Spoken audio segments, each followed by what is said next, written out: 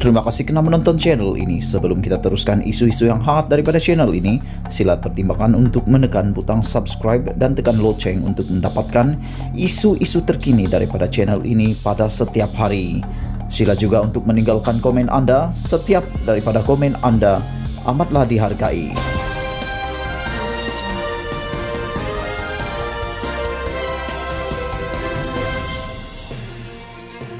Selamat petang, salam sejahtera. Isu hangat petang ini, tidak ada seorang menteri kabinet berani terima cabaran saya. Berita sepenuhnya menjadi suatu program yang luar biasa ketika Perdana Menteri Muhyiddin Yassin melancarkan Dasar Perpaduan Negara dan Rancangan Tindakan Perpaduan Negara 2021-2030 semalam. Apabila Muhyiddin memberikan amaran kepada rakyat Malaysia untuk berhati-hati dengan ahli-ahli politik yang memainkan sentimen perkauman demi kepentingan politik peribadi dengan membawa perkara ini, mendakwa perkara ini menjadi cabaran dalam negara dengan penduduk yang berbilang kaum. Semua rakyat Malaysia melihat beliau sebagai contoh utama perkara itu.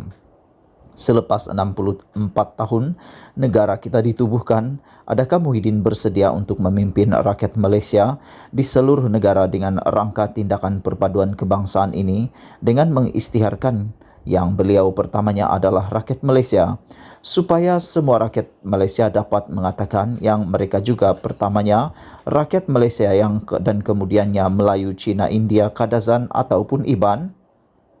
Perpaduan dan kekuatan Malaysia terletak kepada dalam kepelbagaian kita. Tidak ada sesiapa pun yang akan kehilangan ciri-ciri unik, etnik, kebudayaan atau keagamaan mereka, baik dari kalangan orang Melayu, Cina, India, Kadazan, Iban ataupun Muslim, Buddha, Kristian, Hindu, Sikh, tetapi semua rakyat Malaysia perlu pertamanya melihat diri mereka sebagai rakyat Malaysia. Di Parlimen pada 18 Mac 2010, semasa perbahasan titah diraja, apabila slogan Satu Malaysia sedang popular, saya bertanyakan kepada Muhyiddin yang adalah timbalan Perdana Menteri ketika itu, sama ada beliau bersedia untuk mengumumkan yang pertamanya beliau adalah rakyat Malaysia dan keduanya orang Melayu. Saya isytiharkan di dalam parlimen yang saya pertamanya adalah rakyat Malaysia dan keduanya orang Cina, dan cabar setiap menteri kabinet untuk membuat pengisytiharan yang serupa untuk menunjukkan yang mereka benar-benar mendalami konsep Satu Malaysia. Tetapi tidak ada seorang pun menteri kabinet yang berani menerima cabaran ini.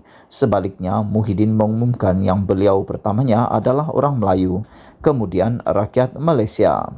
Malah, beliau juga mencabar saya untuk mengisytiharkan yang saya pertamanya adalah rakyat Malaysia dan kemudian orang Cina, sehinggalah beliau diberitahu oleh wartawan yang saya telah pun berbuat demikian di Parlimen semasa perbahasan titah diraja pada 18 Mac 2010.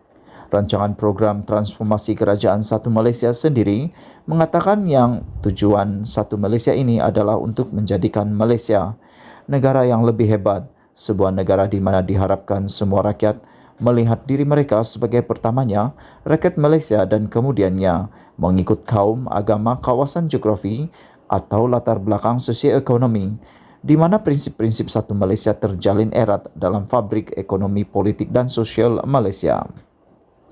Saya masih berpegang kepada kedudukan saya 10 tahun yang lepas, bahawa saya rakyat Malaysia yang percaya bahawa dia adalah pertamanya rakyat Malaysia dan kemudiannya seorang Cina, tidak menjadikan beliau kurang Cina, dan sama juga bagi seorang yang percaya bahawa dia adalah pertamanya rakyat Malaysia dan kemudiannya Melayu, India, Kadazan ataupun Iban, tidak menjadikan mereka kurang Melayu, kurang India, kurang Kadazan ataupun kurang Iban berbanding dengan orang lain.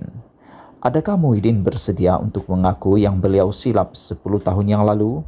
Dalam era semasa ini, dengan pelancaran rancangan 10 tahun rangka tindakan perpaduan negara ini, adakah Muhyiddin dan semua menteri kabinet bersedia untuk mengisytiharkan yang mereka pertamanya adalah rakyat Malaysia dan kemudiannya Melayu, Cina, India, Kadazan, Iban atau Muslim, Buddha, Kristian, Hindu, Sikh dan Namun, terdapat masalah yang lebih besar dalam dasar dan rangka tindakan perpaduan negara yang dilancarkan oleh Muhyiddin semalam.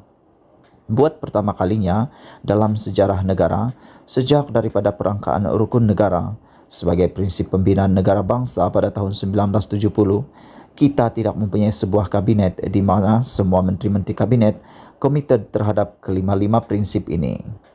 Adakah Muhyiddin bersedia untuk meminta semua menteri kabinet beliau untuk mengisytiharkan kesetiaan mereka terhadap rukun negara dan membuang mana-mana kabinet yang tidak bersedia untuk berbuat demikian, memandangkan rukun negara ini merupakan asas utama dasar dan rancangan rangka tindakan perpaduan negara?